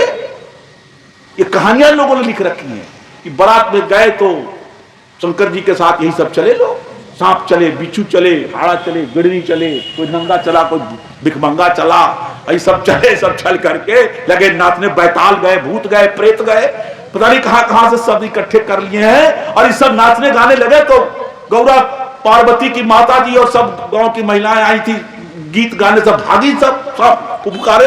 अब महिलाएं गीत गा रही, सांप फुफकारेगा तो कौन गीत गाएगा? सब महिलाएं भाग खड़ी। कहानियां बनी हुई हैं, ये गीत बने हुए कि गौरा पार्वती की माता भागी। तब पार्वती जी ने अंदर से हाथ जोड़ के कहा, प्रभु ये क्या किए हो, कुछ तो अपने गणों को अपने रोको। तब शंकर जी कहे चुप रहो जी। तब सांप लोग चुपचाप खड़े हो गए, फुफकारना बंद कर दिया, हरा बिरनी काटना बंद कर दिया, पैताल भूत प्रेत नाचना बंद कर दिया। तब किसी प्रकार उनकी वो परछावन हुआ और किसी प्रकार ब्याह हुआ। तो ये कहे पंडित कि शंकर जी निकालेंगे अपने गण को, हारा बिड़नी ताप छछुंदर बिच्छू और सब पिल पड़ेंगे सब उन पर, मुसलमानों की फौज पर। शंकर जी का कुछ नहीं बिगड़ेगा। और कुछ नहीं हुआ, न हारा निकला, न बिड़नी निकली, न सांप निकले, न बिच्छू निकले। सबको मारपीट के ठीक कर दिया। और अंत में पुजारी पगला गया, अरे तो कुछ नहीं हो रहा है। तो जो शिवलिंग था उसके ऊपर लेट गया वो। दो सिपाहियों ने कहा, मुस्लिम सिपाहियों ने मुस्लिम फौज के, उठो हम इसको तोड़ना है। तो कह रहे हमारे शंकर भगवान है, हमारी कई पीढ़ियों से इसकी पूजा हो रही है, तुम इसको क्यों तोड़ते हो? कल में तुम्हारे लिए भगवान है, हमारे लिए तो कुछ नहीं है, हम तो बुतसिकन है, हम तो मूर्ति तोड़ते हैं। वो नहीं हटा, बड़ी जोर से मारा, उसका सर फट गया, खून की धाराएं निकल गई, पूरे शिवलिंग खून से रक्त रंजित हो गया। इनको समझ में नहीं आया कि अरे शंकर के तुम पुजारी बनते हो तो लड़ो। ये युद्ध को, वीरता को भूल गए थे। ये इनका भगवान, इन भगवान वेदों को पढ़ते तो जानते कि नहीं है ना, न स्पृहयंती छाय देवा, जो सो रहे हैं उनको देवता मदद नहीं करते। यो जागारा तम ऋचा कामयंती, वेद पढ़ ले। जो जागृत है, क्षत्रिय हो, युद्ध करो पापियों से। है? जब पांडव ने युद्ध किया, कौरव पांडव ने, तो पांडवों ने तो नहीं कहा कि भगवान शिव निकलेंगे धर्म के पक्ष में और हार जाएंगे कौरव। युद्ध करना पड़ा, युद्ध करना पड़ता है। राम जी गए लड़ने रावण से, तब तो नहीं जमाने में कहा कि क्या जरूरत है राम जी को लड़ने की, राम जी तो खुदे भगवान के अवतार हैं, बिना युद्ध के अपने आप चरणों में गी। तो ये सब भूल चुके थे। इस प्रकार हमारा हिंदुस्तान का पराभव हुआ। कोई जानना चाहता है, हमारे गुरु स्वामी सत्यप्रकाश जी महाराज कहते थे कि कोई जानना चाहता है कि हिंदुस्तान का, जिसका पुराना नाम आर्यावर्त है, इसका पराभव कैसे हुआ, इसके पराभव को कैसे दूर किया जा सकता है, तो एक ही किताब है और उस किताब का केवल एक चैप्टर सबको पढ़ना पड़ेगा। कम से कम एक चैप्टर तो पढ़ो, तब समझ में आएगा हिंदुस्तान का पतन क्या होगा। और वो किताब है सत्यार्थ प्रकाश, और चैप्टर का नाम है 11वां समोल्लास। साधारण ग्रंथ नहीं है सत्यार्थ प्रकाश। जो लोग साधारण ग्रंथ समझते हैं वो नहीं समझ सकते ऋषि दयानंद को। 11वां समोल्लास एक डॉक्टर, बहुत बड़े इतिहासकार हुए, जिनका नाम था ईश्वरी प्रसाद। उन्होंने इलाहाबाद यूनिवर्सिटी में प्रोफेसर एंड हेड थे इतिहास के। उन्होंने कहा कि कोई आदमी जानना चाहता है कि 1850 से लेकर के 1875 तक, 74 तक, 24 वर्ष में भारतवर्ष का धार्मिक जगत कैसा था, भारतवर्ष का सामाजिक ताना बाना कैसा था। बड़ी ऐतिहासिक बात बोल रहा हूं, रिसर्च की बात। कोई भी दुनिया का आदमी जानना चाहता है पूरे भारतवर्ष का, और विशेषकर हिंदू समुदाय का, क्या जीवन था, धार्मिक जीवन, क्या उनका सामाजिक जीवन था, क्या उनका राजनीतिक जीवन था, क्या उनकी मान्यताएं थी, कैसी उनकी परंपराएं थी, कैसे उनके रीति रिवाज थे, कैसे उनके विश्वास थे। इसको जानना चाहता है तो दुनिया की कोई किताब मदद नहीं करेगी। एक ही किताब बताती है, उस किताब का नाम है सत्यार्थ प्रकाश, और उस चैप्टर का नाम है सत्यार्थ प्रकाश का 11वां समोल्लास। पढ़िए आप, नंगा चित्र, बिल्कुल नग्न चित्र आ जाता, जैसे कोई शीशे में आप कैसे हैं, आपको चेहरा कौन दिखाएगा। आप शीशा देखिए, शीशा साफ देखिए, आपका चेहरा समझ में आएगा। भारतवर्ष का चेहरा समझ में आ जाता है, क्योंकि स्वामी दयानंद ने लिखा था, ऐसे नहीं लिखा था। मैंने कल बताया था आपको, 21 वर्ष 1.5 महीना के जब थे स्वामी दयानंद, तब टंकारा छोड़ दिया था, और 36 वर्ष की उम्र में पहुंचे थे कहां, गुरु बिरजानंद दंडी के पास। 15 साल का लंबा अनुभव, यही 15 साल जो व्यक्ति इतिहास वो देखता रहा, भारत कैसा है, हिंदू कैसे हैं, पंडित कैसे हैं, किताब कैसे हैं, शास्त्र कैसे हैं, और कितना गपोड़ा वेदों के नाम पर जोड़ दिया गया है, उसका नग्न चित्र वही। अरे इतिहास कोई लिखेगा, क्या लिखेगा। स्वामी दयानंद जैसा महामेधावी व्यक्ति 15 साल तक जो घूम करके आर्यावर्त को देखा, वो सब लिख दिया है, और उसका सब रास्ता बता दिया है कैसे दूर होगा। वो रास्ता कहां है, सत्यार्थ प्रकाश के प्रथम समोल्लास से लेकर 10वें समोल्लास। पूरा प्लानिंग है, पूरी योजना है, पूरी विचारधारा है कि हिंदुओं, जिसका पहले तो हिंदू नाम ही समझ लो, हमारा नाम आर्य है, हमारे देश का प्राचीन नाम आर्यावर्त है, हमारा अभिवादन नमस्ते है। परमात्मा का, हरि के 1000 नाम हैं, लेकिन हजारों नामों में भी परमात्मा का निज नाम क्या है, ओम है। एक एक चीज ऋषिदास ने दिया। बड़ी तपस्या, बड़ी योग साधना के बाद ऋषिदान ने एक एक चीज को पकड़ा। एक बात बताकर मैं व्याख्यान को समाप्त करूं, क्योंकि बातें हरि अनंत, हरि कथा अनंता। एक बात चलो आज यही सुन लो धार्मिक रूप से कि ओम, ऋषिदान ने क्या कहा कि परमात्मा का श्रेष्ठ नाम ओम है और परमात्मा का निज नाम ओम है, ये कहा है। अब आप समझ लीजिए श्रेष्ठ नाम क्यों कहा। श्रेष्ठ नाम इसलिए कहा कि ओम एक ऐसा सरल शब्द है, सरल से सरलतम। हमारे गुरुजी हुए, गुरुजी के गुरुजी, उन्होंने संस्कृत पढ़ने के लिए किताब लिखी, उसका नाम रखा सरलतम विधि, माने संस्कृत सीखने की सबसे सरल रास्ता उन्होंने निकाला व्याकरण पढ़ने का। ऐसे ही परमात्मा का सबसे सरलतम नाम क्या है, आपसे कोई पूछे, इतना सरल कि कोई भी बोल दे, हिंदू भी बोल दे, मुसलमान भी बोल दे, सिख भी बोल दे, ईसाई भी बोल दे, जापानी बोल दे, जर्मन वाले बोल दे, रूस वाले, फ्रांस वाले, हिंदुस्तान वाले, पाकिस्तान वाले, बांग्लादेश वाले, हर देश का आदमी जिसको बड़ी सरलता से बोलेगा वो शब्द क्या है, बोलो ओम। इससे भी सरल कोई शब्द हो सकता है क्या, बोलिए, हो सकता है? अरे कोई बच्चा से भी कहो ओ, मुंह को खोल दो, दोनों ओठों खोल दो ओ, और दोनों ओठ बंद कर दो ओ। होठ बंद करने पर क्या निकलता है, मां, और खोलने पर गोल कर दो तो क्या निकलेगा, ओ। और दुनिया की जितनी भी भाषाएं हैं, 2993 भाषाएं हैं सारे संसार में, 2993 भाषाओं में, सभी भाषा में एक ध्वनि है, जिस ध्वनि का नाम क्या है, ओ। हिंदी में भी ओ है, अंग्रेजी में भी ओ है कि नहीं, ओ। तो आप कहेंगे इसका कहना क्या चाहते हैं पंडित जी? कहना मैं ये चाहता हूं कि परमात्मा के बहुत सारे नाम ऐसे हैं जिसको सब लोग बोल नहीं सकते। जैसे मैं उदाहरण दे रहा हूं, परमात्मा का एक नाम इंद्र है, इंद्र मित्र वरुण अग्निमाहु ससपर्णो गरुत्मान एकम सद विप्रा बहुधा वदंती अग्निम्यम मातरिश्वानमाहु, ऋग्वेद का मंत्र है। इस मंत्र में कहा गया कि परमपिता परमात्मा के बहुत नाम है, एकम एक परमात्मा है, विप्रा बहुधा वदंती, विद्वान लोग उसको अनेक नामों से पुकारते हैं। कोई उसको इंद्र कहता है, कोई वरुण कहता है, कोई मित्र कहता है, कोई अग्नि कहता है, कोई अरिमा कहता है, और अरबी में गॉड भी कह दो, अल्लाह भी कह दो, खुदा भी कह दो, कोई आपत्ति आज समाज को नहीं है। अंग्रेजों को तो कहा जाएगा गॉड, गॉड कहें वो, लेकिन उनको भी बताना पड़ेगा हमको कि परमात्मा का श्रेष्ठ नाम क्या है, ओ। आप कहें इसका मतलब यह है परमात्मा का इंद्र नाम पूरा अंग्रेज बोल ही नहीं सकता। दुनिया के जितने अंग्रेज हैं, अंग्रेजी भाषा जिनकी मातृभाषा है, वो इंद्र नहीं बोलेगा। क्या बोलेगा, इंद्र। क्या बोलेगा, इंद्र। क्यों? क्योंकि उनकी भाषा में दो अक्षर नहीं। 200 साल अंग्रेज रहे हिंदुस्तान में, कलकत्ता बोल ही नहीं पाए। क्या बोले, कलकत्ता। पहले उसकी स्पेलिंग अलग दूसरी थी, CALCUTTA।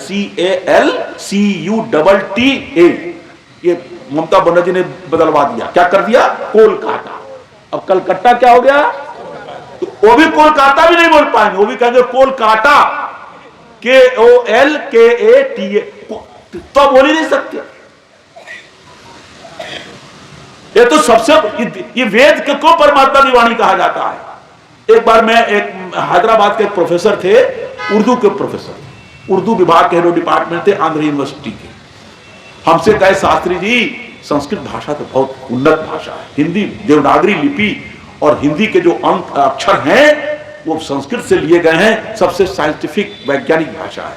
हमने कहा प्रोफेसर साहब आप कह रहे हैं, आप तो मुसलमान हैं और उर्दू के प्रोफेसर हैं, आप ये मुसलमान होने से क्या होता है, जो सही है वो सही है। हमने कहा कुछ बताइए, कुछ अनुभव, मुझे भी काम आ जाएगा।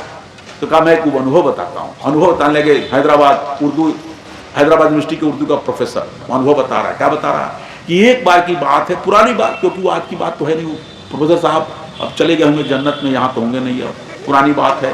अब जन्नत गए कि जहन्नुम गए मुझे नहीं पता, लेकिन अच्छे आदमी थे, जन्नतें मिली होगी। तो खैर, तो वो बताए हमको कि मैं अपने पत्नी के साथ सिनेमा देखने चला। आजकल तो घर घर टीवी हो गया, लोग सिनेमा जाते नहीं, सिनेमा हॉल बहुत बंद हो गए, माल हो गए, वो दुकानें हो गई बड़े बड़े, बिग बॉस, पता नहीं क्या हो गया, बिग बाजार हो गया, बिग बॉस नहीं।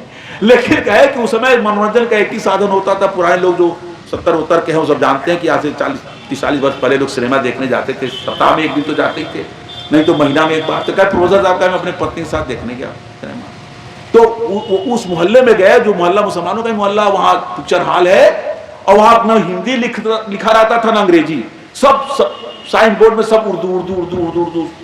जहां से जीत के आता है कौन, असदुद्दीन ओवैसी, उसी का इलाका था।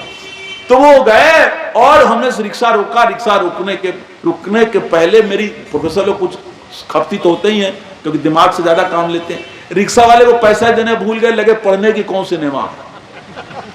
अब रिक्शा वाला भी सोचे कि साहब हैं, बड़े प्रोफेसर हैं, कल पढ़ लेने तो पढ़ लेंगे तो कोई बात नहीं, 2-4 मिनट खड़े ही रह लें, पैसा तो देवे करेंगे, कहाँ जाएंगे। ये पढ़ रहे हैं मुन्ना कमन्ना, मुन्ना कमन्ना। अब पत्नी भी पढ़ रही है इनकी, मुन्ना कमन्ना की कौन फिल्म है, मुन्ना कमन्ना, ये कौन फिल्म है मुन्ना कमन्ना। तो जब बहुत देर हो गया तो कहा साहब पैसा तो हमें दे दीजिए। तो कहा ये फिल्म कौन सी है? तो साहब आप क्या बोल रहे हैं मुन्ना? अरे साहब ये मनोकामना फिल्म है। उर्दू का प्रोफेसर है, वो मुन्ना कमन्ना पढ़ रहा है। क्यों? उसकी भाषा ही गड़बड़ है। अलिफ दाल जिम जे ते क्या, ये मत समझना कि अंग्रेजी अच्छी है। अंग्रेजी अच्छी है क्या है? ए क्या बोलते हो? ए, फिर बोलते हैं बी, फिर बोलते हैं सी, फिर बोलते हैं डी। कोई है तालमेल? देखो संस्कृत भाषा कितनी प्रबल है। ओम की व्याख्या में मैं बोल रहा हूं। जो हम भाषा बोलते हैं, भाषा कैसे बनती है? शब्दों से। शब्द कैसे बनते हैं? अक्षरों से। और अक्षर कहां से पैदा होता है? सबसे पहला स्थान कौन है जहां से अक्षर निकलता है? बोलो कंठ। कौन स्थान है? कंठ। ये बच्चियां जानती है। आप भी सुन लीजिए प्रधान जी, जो संस्कृत नहीं पढ़े वो नहीं समझेंगे, इसलिए संस्कृत से पढ़े लिखे तो कुछ है नहीं, 2-4 लोग हैं, इसलिए सब समझो, आनंद आ जाएगा। या ऐसा व्याख्यान आपने कभी सुना नहीं होगा जो आज मैं सुना रहा हूं। मेरी प्रशंसा नहीं, ये पाणिनि की प्रशंसा है। तो कंठ है, कंठ से बंद करो इसको। कंठ से बोलिए व्यंजन। कितने व्यंजन बोलोगे आप? व्यंजन माने आप जानते हैं ना, 5 ही व्यंजन बनते हैं। अब सब कंठ से निकलते हैं। क्या बोलते हैं? क बोलिए, क, फिर बोलो ख, क ख बोलिए, ग घ ङ। अंग मत बोलिए, अंग गलत उच्चारण है, शुद्ध उच्चारण क्या? न। ये 5 अक्षर निकलता है कंठ से, क ख ग घ ङ। और स्वर एक निकलता है, कौन? अ। क्या निकलता है? अ। कहां से निकल रहा है? कंठ से। इसलिए क में भी अ है, ख में भी अ है, स्वर है, इसलिए सब में रहेगा, प च ट त सब में अ रहेगा। इसलिए चूंकि स्वर है, व्यंजन उसी को कहते हैं जो स्वर की सहायता से बोले जाते हैं। अस्वर उसको कहते हैं जिसको बोलने में व्यंजन की कोई सहायता नहीं ली जाती। इतना तो पढ़े होंगे व्याकरण आप। अब देखो कंठ के ऊपर क्या है? बोलिए, कंठ के ऊपर है तालु। उस स्थान का नाम क्या है? तालु। अब बोलिए च, बोलिए च। च बोलते समय जीव जिस स्थल को छूता है उसका नाम क्या है? तालु। और वहां से 5 अक्षर निकलते हैं, बोलो च, छ, ज, झ, ञ। बोलने में थोड़ा नाक का भी संपर्क रहेगा। नियम है कि अंतिम जो व्यंजन होगा उसमें नासिका का संयोग हो जाता है। इसलिए क ख ग घ ङ बोलने में कंठ और नाक, य बोलने में तालु और नाक। अब आइए जीभ को उलटिए, अब बोलिए ट। अट्टा बोलते समय देखिए आपकी जीभ कहां जा रही है। आपकी जीभ जहां जिस स्थल को छूती है उसका नाम क्या है? मूर्धा। वहां से 5 ही अक्षर निकलेगा, छठा नहीं निकलेगा। बोलिए ट, जीभ उलट ठ। वहीं से बोल रहे हैं ना, जहां से ट, वहीं से ठ, वहीं से ड, वहीं से ढ, वहीं से ण। अब आइए जीभ को नीचे ले आइए दांत के ऊपर, बोलिए त। त, जीभ कहां गया? नीचे वाले दांत पर। दूसरा बोलिए थ, द, ध, न। अब ये चारों खत्म। अब लास्ट में अंतिम है, भगवान ने बनाया। सब अपौरुषेय है, भगवान ने बनाया, हमने किसी ने तो बनाया नहीं। कंठ को, तालु को, मूर्धा को, दंत को। अब अंतिम स्थल है जहां से आप अक्षर बोलते हैं, वो क्या है? दोनों होठ। दोनों होठ को मिलाइए, बोलिए प, फिर मिलाइए, बोलिए फ। बिना मिलाए नहीं बोल सकते आप। प, फ मिला, फिर ब, फिर फ, फिर म। 5 हो गए, सबके 5-5 हैं। ये नहीं है किसी का 3 बेटा, किसी का 4 बेटा, किसी का 2 बेटा, किसी को 1 को नहीं। भगवान कहा है, सब बनाया हुआ नियम है भगवान की ओर से कि 5 निकलेंगे। और छठा बोल दीजिए, मुझसे 1 लाख रुपए इनाम ले लीजिए। छठा व्यंजन बोल दो, नहीं बोल पाएंगे, है ही नहीं, कहां से बोलेंगे आप? तो पहला अक्षर अ है, अंतिम अक्षर म है। और ओम में क्या है? पहला अक्षर अ है और अंतिम अक्षर म। अब बीच का अक्षर क्या है? उ। उ क्या है? उ अंतिम स्वर है। आप कहेंगे नहीं भाई, हम तो पढ़े हैं अ, ई, अ, आ, ई, उ, ए, ऐ, ओ, औ, अंग, आ। ए शुद्ध स्वर नहीं है, कंपोजिट है। अ धन ई, अ प्लस ई बराबर ए, आ प्लस ई बराबर ऐ, अ प्लस उ बराबर ओ, आ प्लस उ बराबर औ। ये कंपोजिट है, अंतिम स्वर है उ। अब ऊ बोल दिए, बोलिए ऊ बोलने में क्या होता है, होठ दोनों मिलते नहीं है, लेकिन होठ क्या गतिशीलता होठ की हो जाती है। तो पहला अक्षर अ, अंतिम अक्षर उ, और अंत का सब अक्षरों का लास्ट म, क्या मिल गया, अ उ म बराबर बोलो ओ। तो भगवान ने जो कंठ बनाया बोलने के लिए और अंतिम स्थल जो ओठ बनाया, इसके अंदर ही सब है। इसलिए कठोपनिषद में ऋषि ने लिखा, सर्वे वेदा यत् पदमामनन्ति तपांसि सर्वाणि च यद् वदन्ति यदि छंतो ब्रह्मचर्यम चरन्ति तत्ते पदम संग्रहे न ब्रवीमि ओम इत्येतत्। ये सारे वेद जिसकी महिमा गाते हैं, सारे ऋषि मुनि लोग जिसको लेकर ब्रह्मचर्य का पालन करते हैं, और जो परमात्मा का श्रेष्ठ नाम है जो सबको भजना चाहिए, वो नाम क्या है, तत्ते पदम ब्रवीमि। संक्षेप में बोल रहा हूं, ओम इत्येतत्। आगे सुनिए, इसको मैं व्याख्या करके ही मानूंगा, चाहे 2-4 मिनट ज्यादा ही हो जाए। और सुनिए अगली बात, परमात्मा बताओ स्त्रीलिंग है कि पुल्लिंग है कि नपुंसक लिंग है, बोलिए। परमपिता परमात्मा जो सारे संसार का रचयिता है, वो स्त्री रूप में है कि पुरुष रूप में है कि नपुंसक रूप में है? आप कहेंगे ये भी कोई प्रश्न है क्या? हाँ प्रश्न है। इसलिए प्रश्न है कि दुनिया क्या मानती है? दुनिया ये मानती है, पंडित मानते हैं कि भगवान वहां रहता है। कहां रहता है? क्षीर सागर में। उसका क्या नाम है? विष्णु। लेटा रहता है सैया पर, नाग सैया पर, और लक्ष्मी जी उनका पांव दबाती रहती हैं। तो भगवान कौन है? विष्णु। विष्णु क्या है? पुल्लिंग रूपधारी है, पीतांबर पहने हैं, पीला धोती। देखिए विष्णु का कैसा रूप बनाते हैं। कोई कहता नहीं वो भगवान है, लेकिन एक और भगवान है, शंकर जी हैं, औघड़दानी शंकर जी।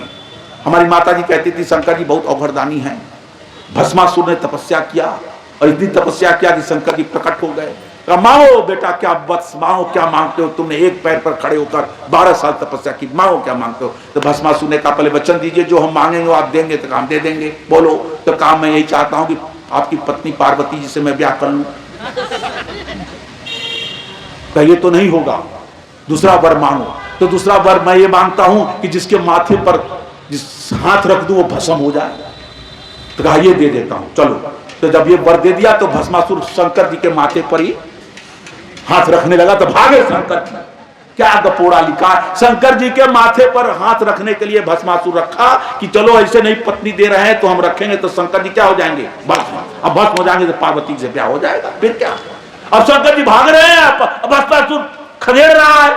पुराणों में लिखा है भागते भागते हालत खराब, भाग रहे हैं, खदेड़ रहा है, भाग रहे हैं।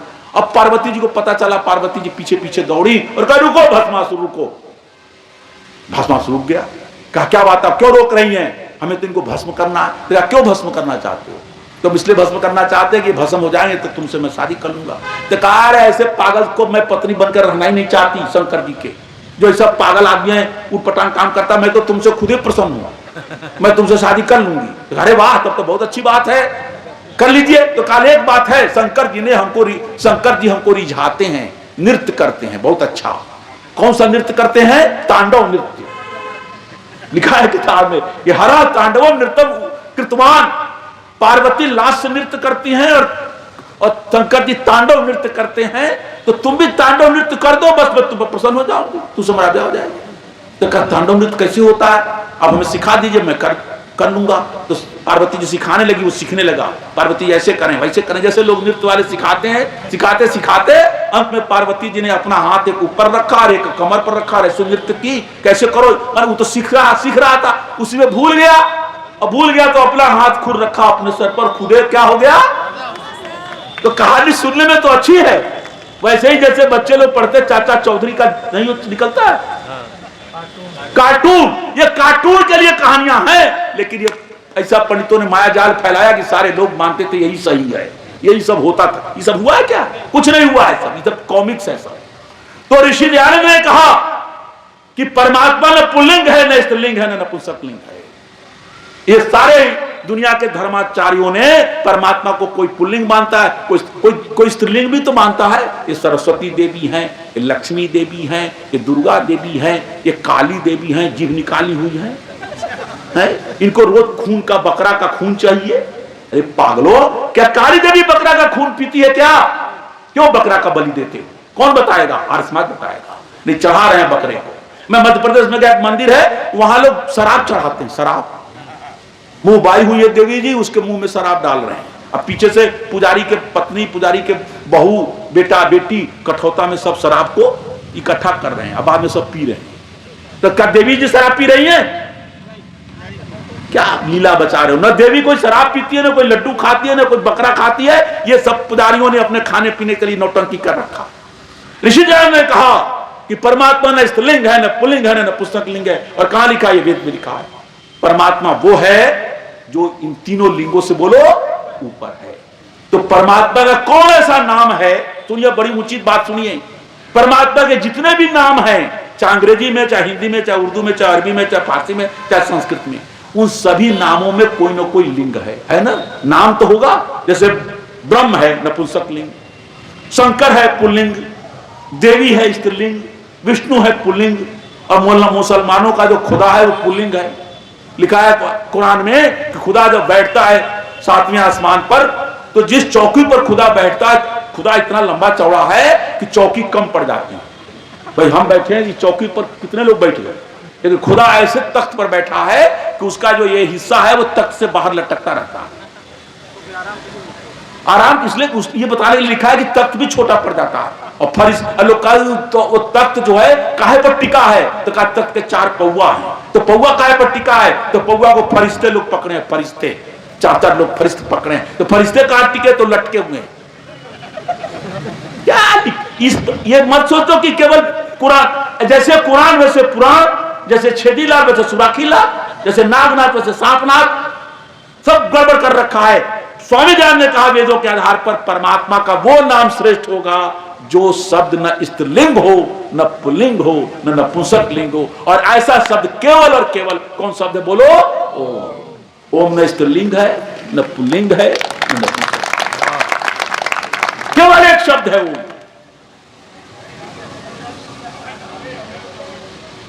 और सुनिए, परमात्मा एक है कि 2 है कि 3 है कि 4 है कि 1000 है? बोलिए, एक है। एक है ना परमात्मा। तो परमात्मा का वो नाम सर्वश्रेष्ठ होगा जिसमें द्विवचन न हो, बहुवचन न हो।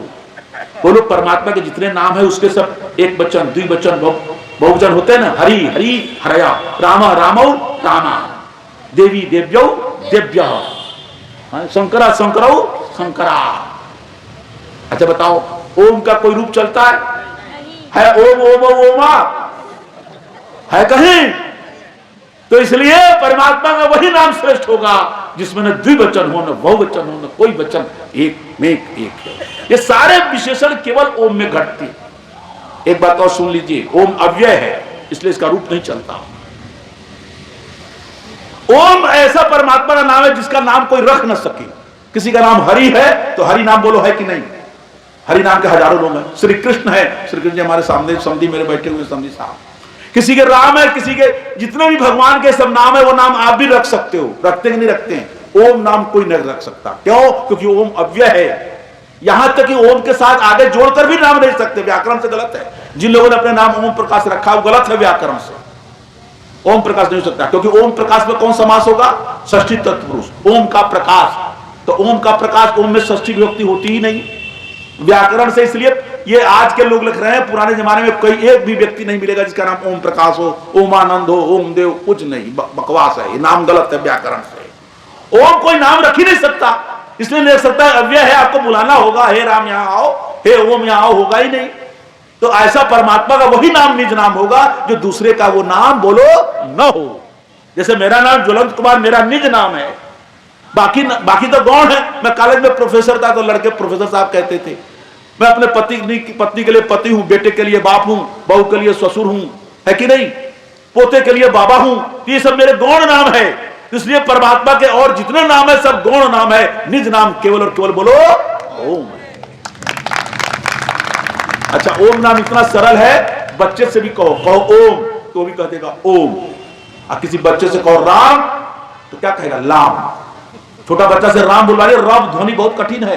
और जिनके सब दांत टूट गए, बुढ़ऊ 80-90 साल के, उनसे कहो राम तो कहेंगे आम।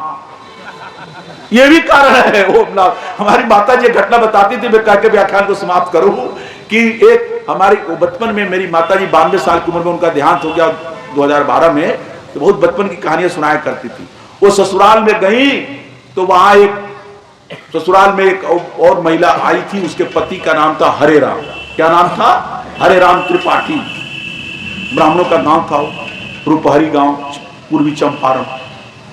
और वो बेचारी बहू आ गई तो बहू ने अपने सास से कहा कि मैं तो अब तक जपती थी हरे राम जपते न लो। मैंने कही कि जपती थी, अब मैं क्या जपूंगी, मेरे पति का नाम ही हरे राम है। तो उसकी सास ने कहा चुप रहो, तुम तो सब नामे बोल दिए, तुम तो पूरा पाप कर रही हो, अब तो पहले हुआ अब तक तुम्हारा ब्याह हो गया, अब तुम ये ना बोलना। तो कहा मैं क्या जपूंगी भगवान का नाम। तो सास ने कहा मैं सोच के बताऊंगी क्या जपना है। अब सास भी तो कम पढ़ी लिखी थी, और वो जमाना मूर्खों का जमाना था पुराना। तो उसने बहुत सास ने सोचा, फिर अंत में दूसरे दिन कहा मैंने एक चीज सोचा, भगवान तो अंतर्यामी है, सब जान जाएंगे, तुम थोड़ा उससे मिलता जुलता नाम जपो। तो कहा क्या जपूं सासू जी? तो कहा तुम हरे राम मत जपो, तुमको फरे आम। हरे राम के बदले हरे के बदले फरे, और राम के बदले आम। तो बेचारी वो फरे आम जपती थी, करती थी, सास कहती थी भगवान अंतर्जामी है, तुम फरे आम बोलते रहो, भगवान समझ जाएंगे कि हरे राम के बदले ये फरे आम बोल रहे। क्या क्या लीला चलती थी भाइयों बहनों। तो स्वामी दयानंद ने केवल राजनीतिक क्षेत्र की नहीं, सांस्कृतिक क्षेत्र नहीं, जातीय क्षेत्र नहीं, सामाजिक क्षेत्र नहीं, धार्मिक क्षेत्र की भी क्रांति की, और वेदों के आधार पर क्रांति की। कहा परमात्मा का श्रेष्ठ नाम बोलो, क्या है? ओम। वेद में 20,000 मंत्र हैं, लेकिन जिस मंत्र को जपने से कल्याण होगा वो मंत्र क्या है? गायत्री। तो गायत्री शब्द स्त्रीलिंग है कि पुल्लिंग? बोलिए स्त्रीलिंग। और महिला को कर दिया गायत्री नहीं पड़ेगी। बताओ, यदि पुरुष को कहते कि भाई गायत्री स्त्रीलिंग शब्द है, गायत्री मंत्र पुरुष न पढ़े तो एक क्षण के लिए मान्य भी होता।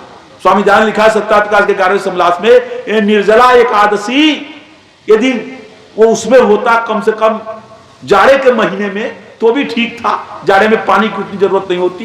लेकिन इनको तनिक दया नहीं आई पापियों को कि जून के जेठ के महीने में निर्जला 14 घंटे का दिन में बिना पानी के मार डाला। सब शास्त्रों में लिखा है कि गर्भवती स्त्री को, बच्चे को, बूढ़े को उपवास नहीं रहना चाहिए, उसका असर पेट पे पड़ता है और उसका स्वास्थ्य पर पड़ता है। उस गर्भवती स्त्री के बच्चे कमजोर होते हैं। अयु उपवास की इतनी महिमा गा दिया और सब बेचारी, तो क्या क्या नहीं, तो कम से कम ये नियम बनाए होते। लेकिन ऋषि दयानंद ने हर क्षेत्र में क्रांति की। यदि आर्य समाज के झंडे तले जो आएगा, वैदिक धर्म के वो समझेगा, उसका धार्मिक उत्थान भी होगा, सामाजिक उत्थान भी होगा। और यही कारण है कि जितना असर पड़ा उसी बल पर राष्ट्र की क्रांति भी हुई। सतराम प्रसाद बिस्मिल आर्य समाजी, रोशन सिंह आर्य समाजी, चंद्रशेखर आजाद आर्य समाज के नित्यानंद विद्यालय में पढ़ते थे। भगत सिंह के बाबा अर्जन सिंह थे, सिख होते हुए आर्य समाजी बन गए थे। उन्होंने यज्ञोपवीत लिया, अपने पोते को भी यज्ञोपवीत दिलाया। और यज्ञोपवीत किसने दिया था? भगत सिंह को। मालूम है, लोकनाथ तर्क वाचस्पति ने दिया था, जिन्होंने भजन लिखा, यज्ञ रूप प्रभु हमारे भाव उज्ज्वल कीजिए। रोज हवन करते थे। वीरेंद्र संधू भगत सिंह के भाई, सगे भाई कुलतार सिंह बने, उनके दर्शन किए। बूढ़े लोग दर्शन किए होंगे। कुलतार सिंह जगह जगह जाते थे, आर्य समाज के उत्सव में भाषण देते थे, सबने देखा होगा। तो वो कुलतार सिंह की बेटी वीरेंद्र सिंधु, उसने स्वामी भगत सिंह की जीवनी लिखी है। उसमें कमाल की बात लिखी है, वो बोलकर प्रवचन समाप्त कर दूं। उन्होंने लिखा है कि भगत सिंह के पिता जब बारात लेके गए शादी करने, भगत सिंह के बाप जा रहे हैं बारात लेके शादी करने।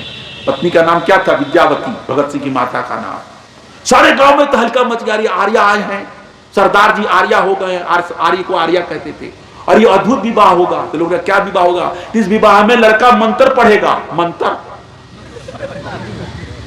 और जो आर्य समाज का विवाह है उसमें मंत्र पढ़ा जाता है।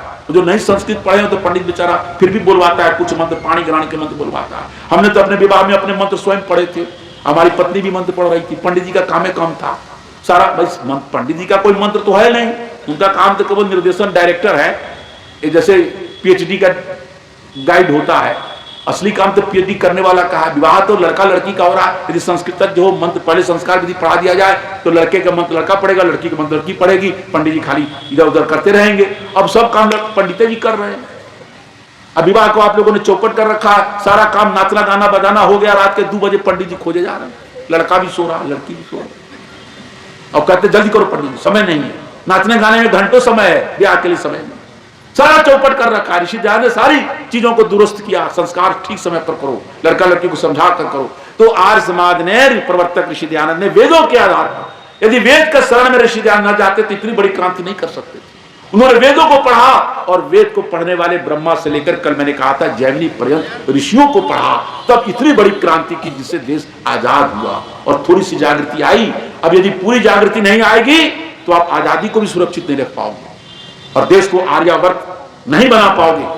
ये विश्व का गुरु बनाने के लिए आर्य समाज के विचारों को प्रचार प्रसार और जीवन में धारण करने से ही भारत विश्व गुरु हो सकता है और कोई दूसरा रास्ता भारत को विश्व गुरु बनाने का नहीं है। इन शब्दों के साथ मैं अपनी वाणी को विराम देता हूं। आपको बहुत बहुत धन्यवाद।